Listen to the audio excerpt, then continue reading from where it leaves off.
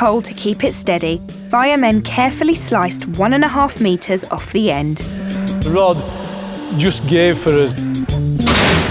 It felt like a load of weight and relief had come off the bar, and it felt a lot better. Still holding the remainder of the rod steady with his hands, Tony headed to A&E, where staff couldn't quite believe what had just come through their doors.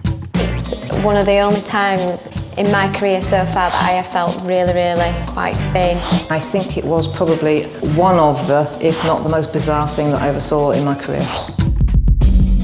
By this time, poor Tony had been clutching his pole for what seemed an eternity. Now, to his relief, he could finally hand over the baton.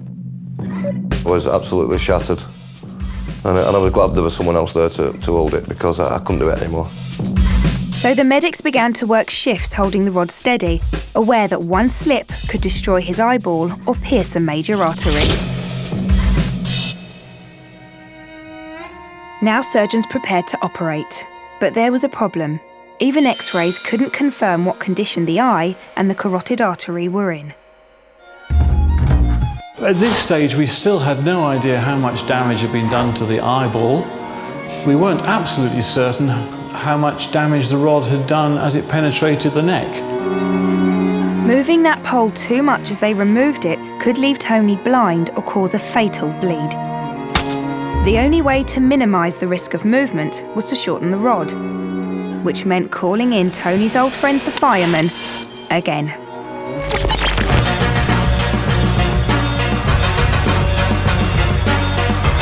There were around 20 surgeons or nurses gathered around the bed because it was such an unusual incident.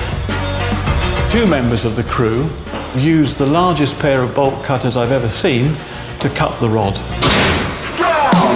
Now, as an operating room full of people watched with bated breath, Mr. Carroll slowly and delicately unscrewed 30 centimetres of metal out of Tony's face. And eventually the pole was removed. To everyone's relief, there was no hemorrhage. Tony's life was safe, and incredibly, as scans revealed, so was his sight. To our amazement, the eyeball itself was undamaged. In an outrageous stroke of luck, the pole had entered at the optimum angle. Passing in between the front of the eye and the inside of the eyelid, it had skimmed the optical nerve, but not damaged it. If he'd been standing just a few millimetres more forward, the iron rod could quite easily have penetrated his eye.